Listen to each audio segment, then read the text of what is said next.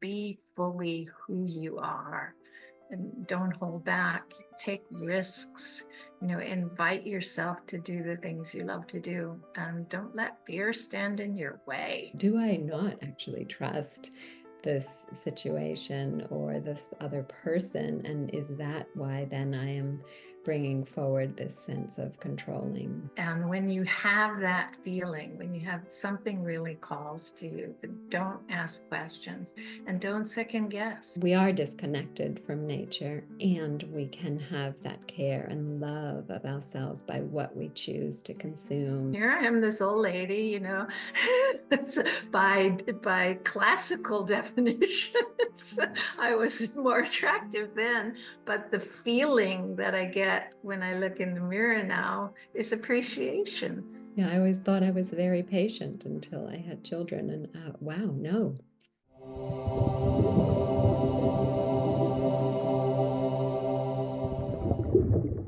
This is going to be an enlightening episode as we delve into the transformative journey behind the up-and-coming book, Inner Seasons, with co-authors Ricco Lela Jaacks. From Sia's decades of experience in therapy to Leela's deep connection with nature, discover how their unique backgrounds intersect to offer profound insights into personal growth and aligning with the cycles of life. Both of you bring unique backgrounds and experiences to your collaboration on your book, Inner Seasons. How did your individual journeys shape your perspectives on personal growth and aligning with nature's cycles? Would you like to start, Lela? Sure. It feels like a big question. A lot can go into lots of avenue, but for the Inner Seasons book in particular is really this permission slip to lean into at least for me, the way I see nature, and a gift to others to really support their growth, in particularly in times of transition, and acknowledging that we have cycles and we have an ebb and flow when we're in different phases of our life or weathering different circumstances. Could you give a couple examples of the types of transitions? Sure. Yeah. Transitions in terms of different life phases. So for me personally, what I'm navigating or is coming to life for me is coming to a kind of closure or end of a chapter of nurturing and raising my 3 young adults. And so as I set them off into the world where they're really claiming their own lives, that's a transition for me. It's both a beginning and an ending. Which comes with some grief as well as just utter joy. So that's one. Another is, of course, work changes and transitions with jobs and navigating the ups and downs of that as well. And what about that brings you joy? Oh, well, in terms of my new pivot of my life from being a full-time mom and then also a fine artist and pivoting into the being a wellness coach, oh, it comes with such joy for sharing what I've gone through and bringing that forward, the wisdom of that forward to others. So in a sense, yeah, I just feel like planting seeds in so many ways. And I don't know if that answers your question. I love that you brought up planting seeds, because I know in your book you refer to nature a lot and you refer to the growth of plants and flowers and things like that and how it correlates with our life cycles. Yes. And I would love to hear more about that if you could expand, Sia. Yes, absolutely. And planting seeds really resonates for me right now. I love being in this final stage of life. It is really, people think getting old is a horrible thing, but it doesn't have to be. It can be really beautiful and really delicious to take in the wisdom of a lifetime. Looking back, we're always wisest in hindsight. So there have been a lot of lessons.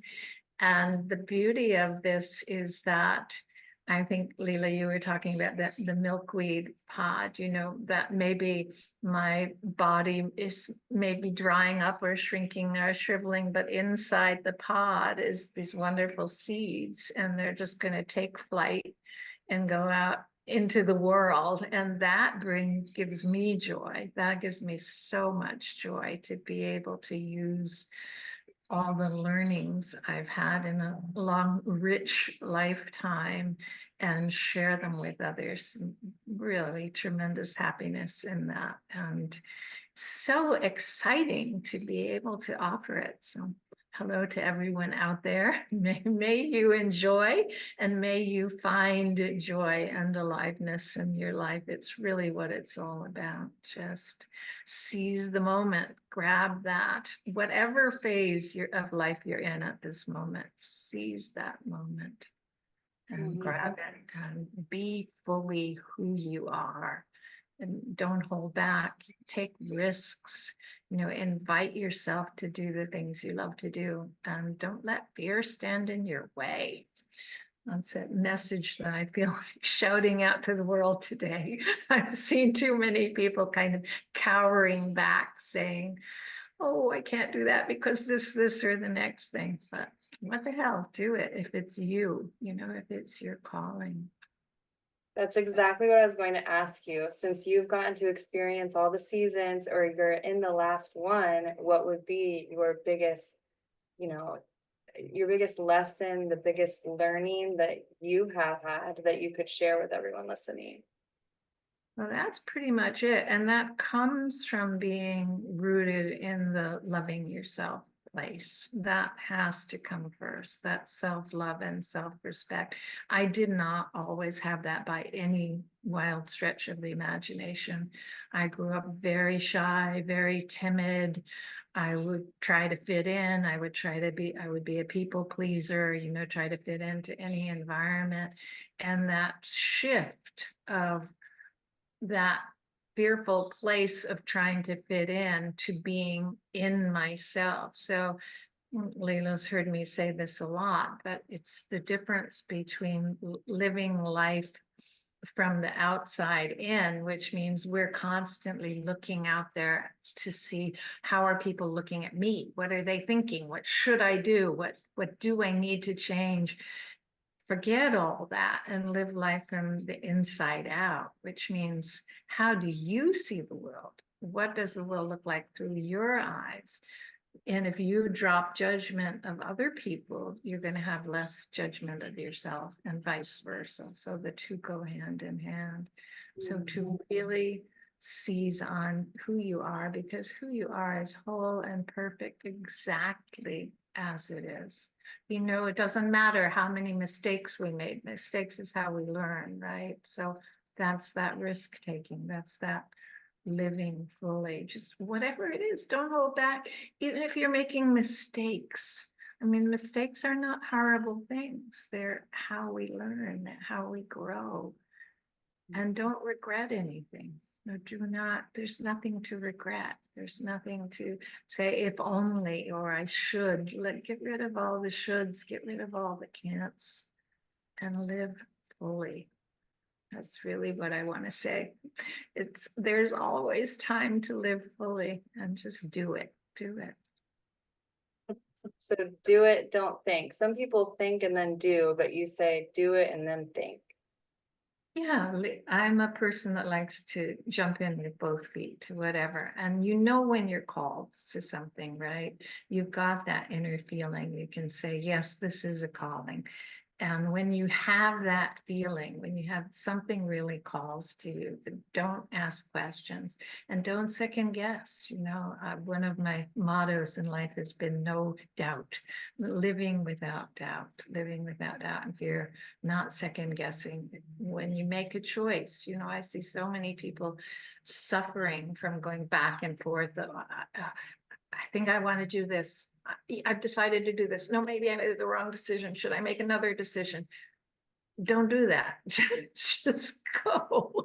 There's no wrong or right decision, but each decision is going to take us in a certain direction, right? I use the analogy of the rudder that steers the ship. So you're not going in a straight line. You're going to be tacking. You're going to be back, and the sailboat has to go back and forth to reach that point on the horizon. So each decision is going to get us there. And even we make decisions on it every second. We're making a decision without realizing it right now in this moment. We're choosing what to think. And that's one thing that not enough people know, is that we have choice over our thoughts. And that's where meditation comes in. That's a great teacher of that, because we recognize, well, I can follow that thought or not. I can drop that thought or not. And that's a tremendous power in life, because when we know we have choice over our thoughts, we can silence the negative messages, the negative self-talk, and we can allow ourselves to choose thoughts that feel good, that are healthy, that are loving to ourselves and others.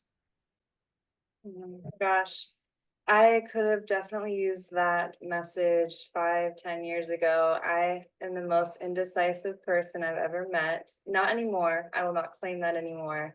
But yeah, that's a big one. Lela, the season that you're in right now, what has been your biggest lesson? I feel as though I'm in two seasons simultaneously right now, spring and in this emergence and putting myself out there and being so much more visible, and really all these new things that I'm planting and doing. And at the same time, fall, this endings, and the practice of letting go and actually really deeply feeling, embodying the grief aspect and allowing that to be present and to feel the tears and acknowledge. And I suppose the lesson of that is to know that it's not there forever, but in order to move through it, to really allow it to be the ending and the sadness, and in order to be able to make space for what is next, even if I have no idea what's next. And so being gentle and patient for myself, certainly in terms of this role of motherhood, that I feel like I have really released my folks, and this reclaiming of my fullness and who I am. And after years of really giving all of me to nurture these beings, and being gentle in that process of change, and patting myself on the shoulder when things, I'm go into that mothering, fixing mode and controlling, versus really leaning back and holding trust. So that feels true to me in this moment. The continual practice of leaning into trust and being kind and really feeling where I am, to really have that juicy acceptance of the present moment. And that, to me, in terms of a nature metaphor, I do hold that thought of, a sunflower isn't trying to be a rose, or releasing the idea that we need to be something other than what we are. So it helps. Nature for me just helps me to ground and to drop in, to become present, but then also have a more tender mindset, which I really never had until fairly, recently, or, working with Sia over the last 10 years has given me some really gorgeous tools of of really how, I mean, going back to what she was talking about how our thoughts so drastically affect us. There's such truth in that, and we have agency and choice over what we bring forward and how we dive into a story or into our past situations. And yeah, so I feel like my biggest word is tenderness, and just that hand on the heart, and that continual practice of being kind and loving towards myself. Tender with yourself. That's beautiful, isn't it? Yeah, to be tender and gentle with yourself. We're so hard on ourselves generally. People are way harder on themselves than they would be on anyone else. So that's really an interesting question. If you notice yourself beating up on yourself for anything, ask yourself, would you have that same judgment toward a friend or a loved one, toward anyone else? Wouldn't you forgive them if they were in that place? Then why not give yourself that same compassion that you would give them, or understanding, or at least a free pass, even if compassion or understanding feels too far, then we're just human, right? That's all we can be.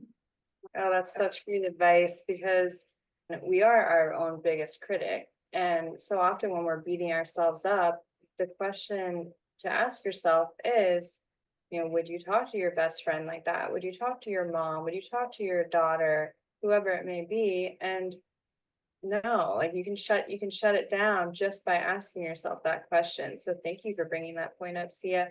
Lela, you were basically alluding to embracing who you are and loving who you are and where you are in life. And I think also there was maybe a hint of releasing control.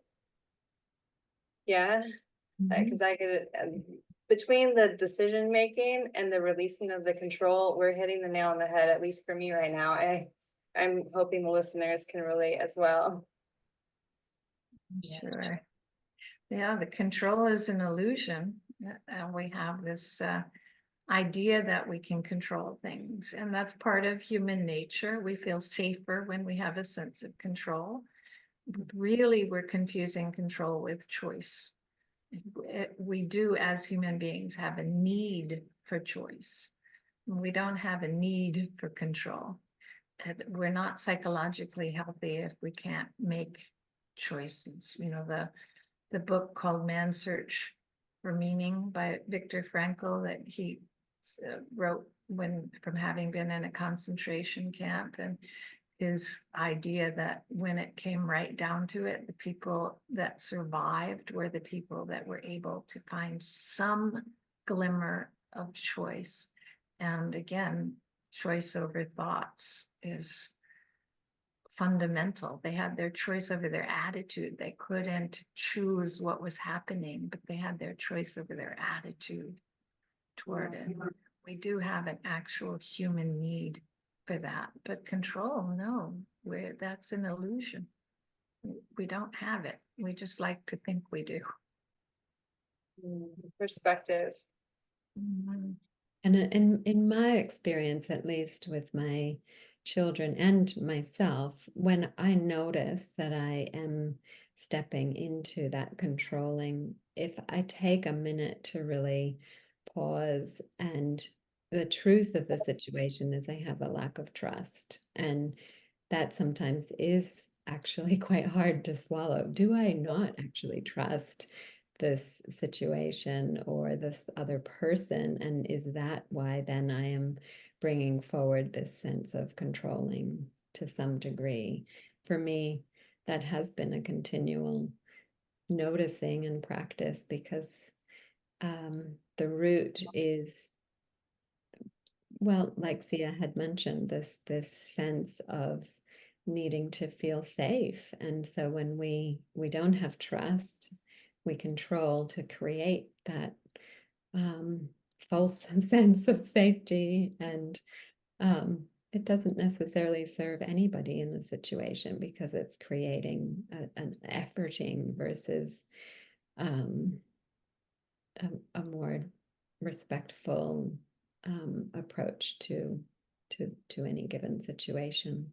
Yes, that's beautifully said. And we have the illusion that the control will give us safety. Lela and I like to use the metaphor of a tree. And of course, the tree is safest when it's focusing on sinking its roots down deep. That's going to keep it safe. That's the grounding. And that's where we need to go, is down deep. Whereas the control is like, oh, this branch out there and this branch out there, and we can do this and we can control this and we can shape this, but that's not going to create the safety. There's a place for all that, but it's not the real safety. It's an illusion. Mhm. And when it comes to the self-trust, it can be dangerous, for lack of a better word, because then you can't trust others if you can't trust yourself. And I mean, it's also good because the way that the world is designed, that will be reflected back to you. So then you're able to see, oh, I don't trust them. Let me look at that. You know, there's something in me. What am I doing? What am I not following through with? Who am I showing up as that doesn't align with who I am? You know, fill in the blank, and then you can actually kind of uncover and figure out how to trust yourself so that your relationships aren't affected and everything in your life. That's perfect, Jessica. You said it. That hits the nail on the head. Yes, it's really a mirror. Whatever we keep seeing out there in life, we can turn it around and wonder, okay, what is it in me that's causing me to continually see this? So I'm around all these untrustworthy people. How trustworthy am I? How much trust do I have in myself? Can I up my integrity game? I find that trusting people are usually trustworthy people, and vice versa. Yeah, what's really neat too is when you start to notice that the reflection in that mirror changes, and it happens so gradually throughout, you know, your life seasons, that sometimes you really have to pause and look back to be like, wow, I used to do this and now I'm doing this. I noticed with myself, I used to judge other people on appearance, and now I notice all these beautiful things about everyone that I see, you know, instead of making judgments about who they are or what they must do, I make other judgments that are positive. I'm like, when did I start doing that? You know, it's cool things like that that can happen when you become self-aware. Wonderfully said. That is so beautiful and so true. When I was young and in my late teens and early 20s, I was a model. I hated the way I looked. Whenever I looked in the mirror, there was nothing but self-judgment and criticism. I was never thin enough. I wasn't tall enough. I didn't have the right look. Now I look in the mirror and I love myself. And here I am, this old lady, you know, by classical definitions, I was more attractive then. But the feeling that I get when I look in the mirror now is appreciation. And that grew over time, you know, as a choice to never criticize myself. And it does. Then I see beauty in everyone else because I can see it in myself. Oh, thank you, Jessica. That's wonderful, wonderful advice for your listeners. I love that. You're beautiful, Thea. Thank you. Thank you. Lela, as an artist that's deeply influenced by nature, how do you translate the ever-changing patterns and the narratives into your own spiritual and personal growth? Oh, in so many ways. I mean, my artwork, my sculptures are really a way of bringing forward how I view nature, and how that is brought forth for my own growth really is this observance of how, what in terms of patterning, and this applies to people in terms of how do we interact, what's the closeness, and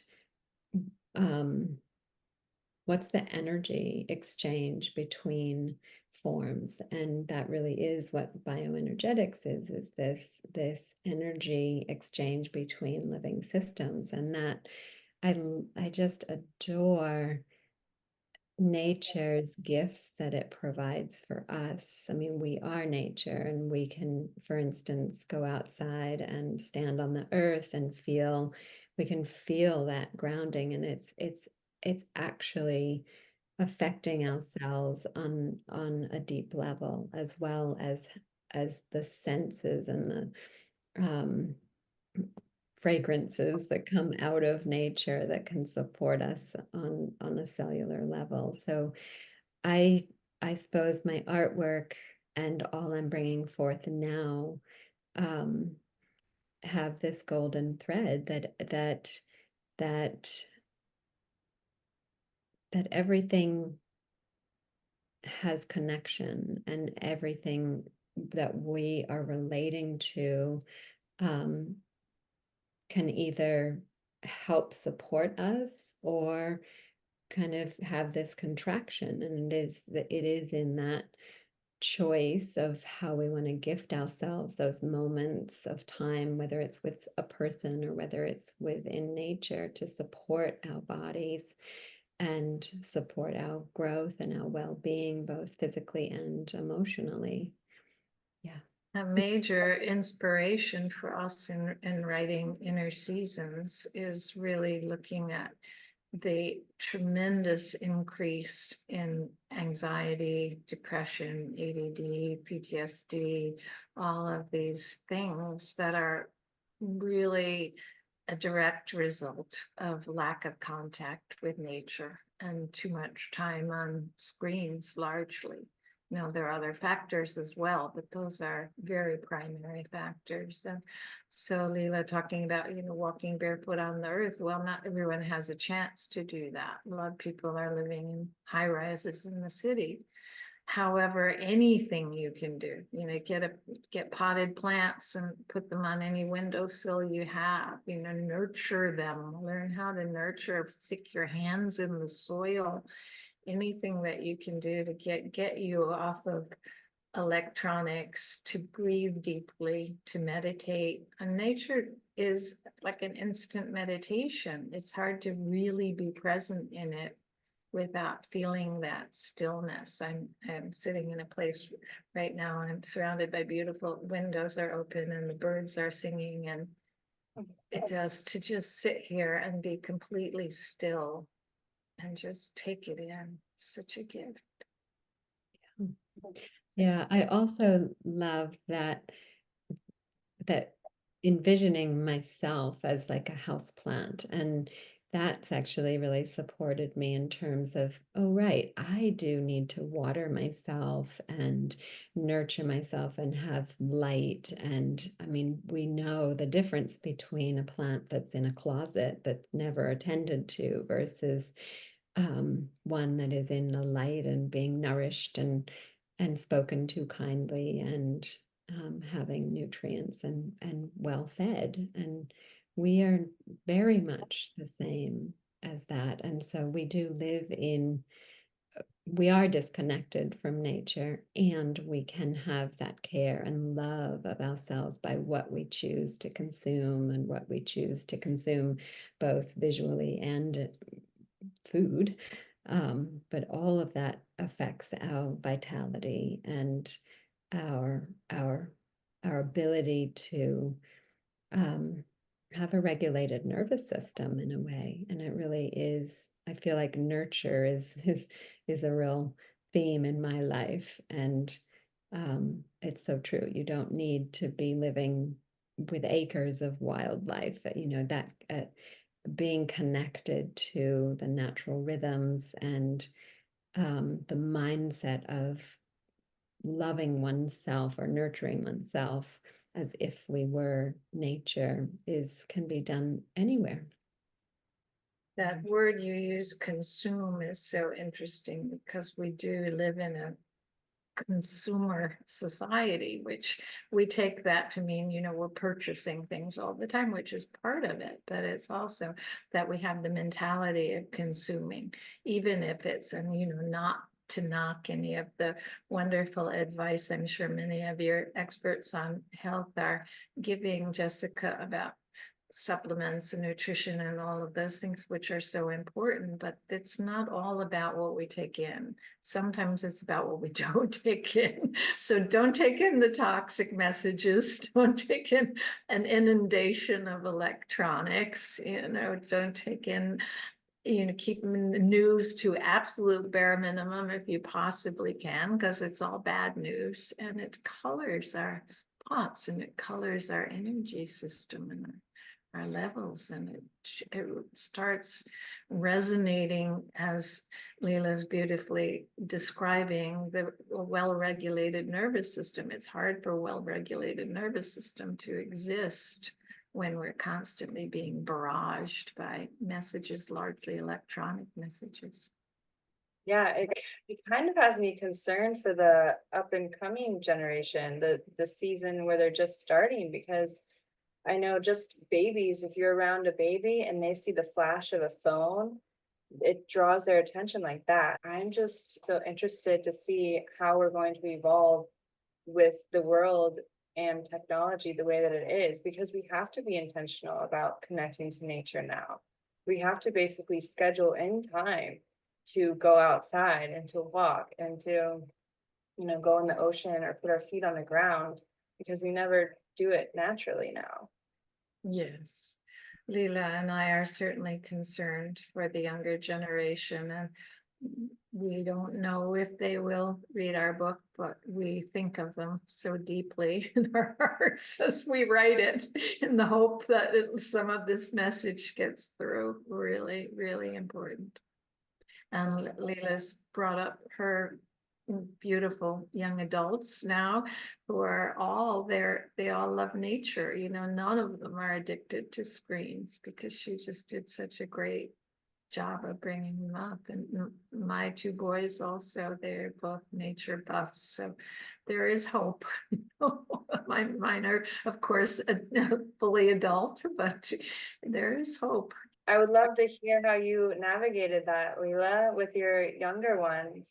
I know. Well, it's interesting because I only discovered or joined social media in 21 when my daughter went to college. And both of my sons, one's 20 and one's 18, they still do not participate or don't have any social media apps at all. And I'm actually like, oh, you should join Instagram. It's so fun. So that is a curious, they never had access to it when they were little. So when they were in high school, they were allowed to have a phone, and that really was their choice to not necessarily participate.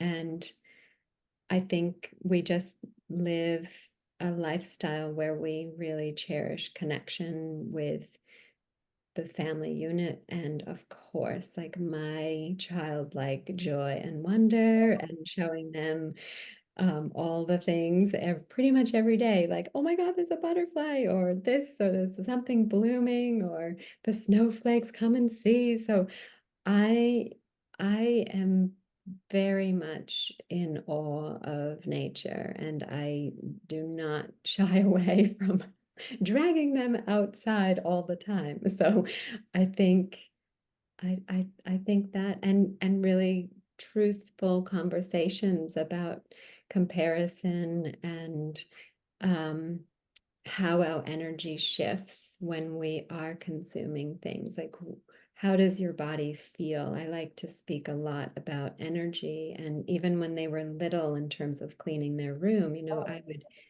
I would have them stand in front of a room that we've just cleaned versus a room that has chaos in it. And like, how does your body feel? Like, we're not doing this just because it's a chore. We're doing this because we actually feel different in a space that has been lovingly cared for. And so I think that those little weavings and the joys of doing puzzles and playing board games and stuff like that it's old fashioned. And I just think that they see the value in it because I participate in it too. So, And Yazak also really wonderful natural foods cook, and she used the food from her garden very, to a great extent. So her kids also got to grow up realizing how good that was, just that they were going outside, that they were planting it, and then they got to eat it and taste it. And that's a great way to, not everyone can grow up that way, but if you have the opportunity, I certainly did that with my sons also, but you're at a harder time in life when you were already competing with all the electronics, and to watch the beauty of your kids and how that kind of parenting made a difference is wonderful. yeah. Okay, so I've decided that you both need to write a parenting book now. That's a good idea. Well, we like to get suggestions and write on commission. Yeah, it's fascinating, the whole journey of witnessing them grow up. And the idea that for me, honestly, human design has really supported me as a parent. It's given me a way to separate myself and my way of being and the lens that I look through, and really hold them as individuals. That's something that has honestly transformed my ability to communicate with them and really treat them so much more as individuals. Yeah, there's so many wonderful modalities out there to support. But it is not easy. Parenting is one of the hardest jobs I've ever undertaken, and I do view them as my sculptures that I've set out into the world. And it's been the greatest gift. They have taught me tremendously valuable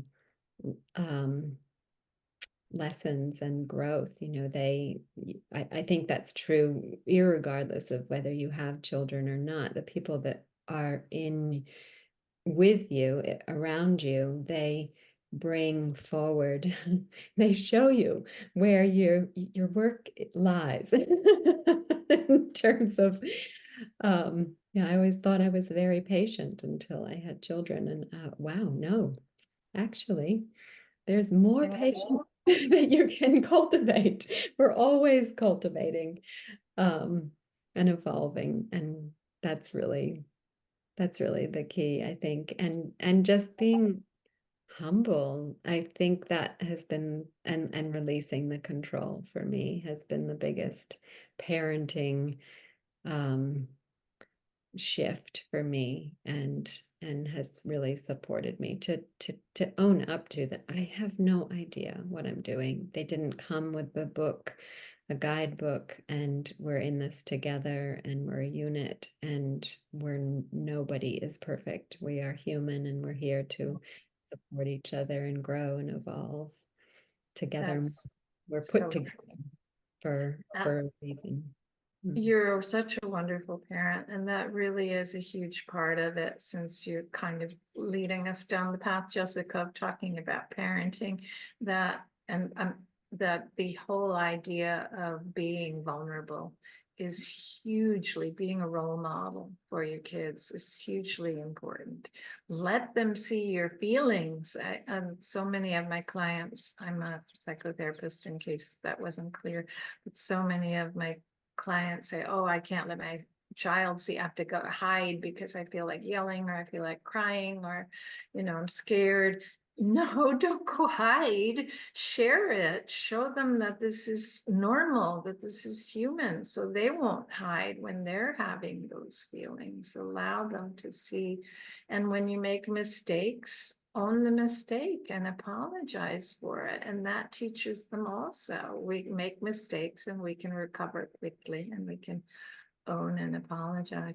And in case it sounded odd when Lela said sending them out into the world like sculptures, Leila's a wonderful sculptor. So in addition to all of these other talents, she's also a beautiful artist. And so that's from where that analogy comes from.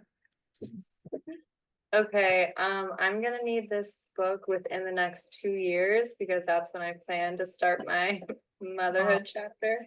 Is there anything that we didn't cover, that any message or anything you want to, just tell the world, or that you want to promote or encourage anyone in any way that we didn't talk about today? Lela, would you like to sum up and promote anything? Well, I mean, really, I would just love to say that each one of you out there in the audience has such a beautiful gift to offer, and you are uniquely you, and to bring forward and to step deeply into that knowing of that you're whole and beautiful as you are. For me, that's the the work is getting out of our own way, and in whatever gentle way one does that, that at least in my experience has served me in my journey of becoming more me. And Leila's a wonderful health coach. So I just want to say, promote yourself. Right. Okay. Put in the plug Yes. for that. Yes, I mean, follow me on Instagram, and I have my website for my coaching business. And yeah, I have 3 modalities that I work with clients: the bioenergetic wellness scan and human design readings, and gorgeous essential oils. So if any of those areas resonate, be in touch with me. I am open, and I am expanding my coaching business and just in absolute delight with supporting people, and in group formats or one-on-one. So yay, thank you. Jessica, are you sharing our contact information with people? Absolutely, yes. Everything will be in the So we description. don't need to do that. Perfect. And one of the things that I'm interested in and that I'm promoting lately is I'm doing retreats with psychotropic medicines like psilocybin, for example. Just they are a way of really mainlining that we are connected to nature, because the experience, no one goes on a trip and has an experience of being in the world of electronics. Everyone somehow has visualizations that have to do with nature, and the experience of opening the heart and to see. We can really, we don't need substances to get there. I also do breath work and meditation and lots of other ways to help get there. But sometimes that initial wake up for people to realize, wow, there's an amazing world out there, and we are all so connected. We are really all one. We are not separate from the plants. We're not separate from any other living creatures. So I'm really enjoying giving people a kind of a glimpse of the bigger sphere of the world through that work. So if anyone's interested in these retreats, please do get in touch with me. Lovely. Before we do close out, and just to emphasize, everything will be in the description, so make sure you check that out. You'll find all of their information there. Sia, would you mind leading us in a meditation? How delightful. Yes, pick a topic and I will I will happily do that. I was thinking we started off talking about self-love. Would that be a good one? Of course. Yeah, that's beautiful. So I invite anyone who's listening to just take a moment and come into a silent, restful pose with yourself, gently, nothing forced, nothing rigid, to take a few deep breaths. And as we inhale and exhale, we're aware of that rhythm and that rhythm of our breath, which is going on throughout the day, a rhythm of the heartbeat, the rhythm. Some of you might even be able to feel your heartbeat as you sit in silence. You might be able to hear it or feel it. Those rhythms are part of the rhythm of life. They are part of the cycles. They are part of our connection with nature. They're part of our connection with other animals and creatures. Even the plants breathe. They release the oxygen which we take in, and they receive the carbon dioxide which we put out. So we're in this wonderful symbiotic relationship with the plants, with nature, with all that is. And as you feel that in your being right now in this moment, can you appreciate your own beauty as you would appreciate the beauty of seeing a deer in the field or in the forest, or any other animal that appears beautiful to you? Can you know that you are also that beautiful, that you are also that simple at your essence? That nothing, there's no shame. Animals don't experience shame. Plants don't experience shame. They don't question why. They don't struggle to improve themselves. They simply are. And just take a moment, come into that silence and see if you can just simply be in this moment with love and appreciation for who you are.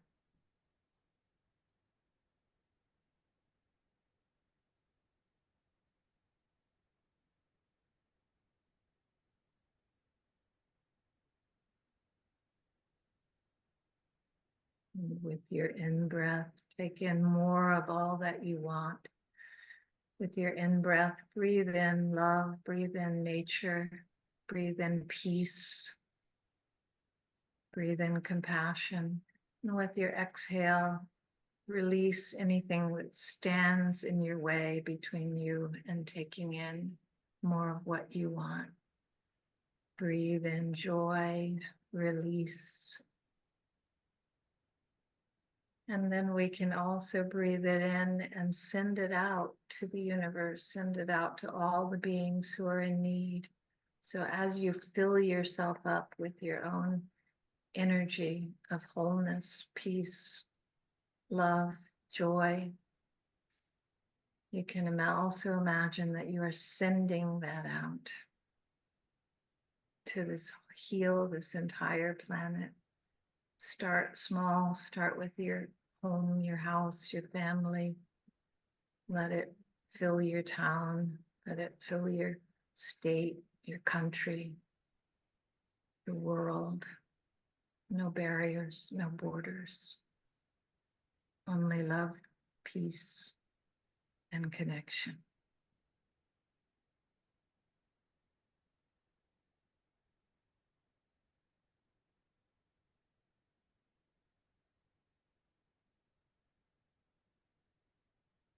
Thank you.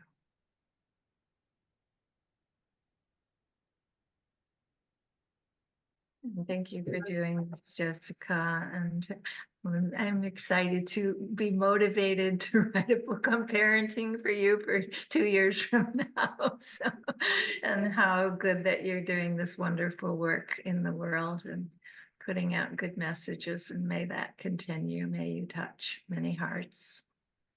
Thank you so much. Thank you, both of you, for doing this and being here and sharing all of your experience and your wisdom, and for writing Inner Seasons, which I am so excited. I will be the first one to buy it, and just thank you. And for those that are listening, make sure you follow both Sia and Lela, and make sure you subscribe and follow me for more amazing conversations with beautiful guests. And I will see you soon.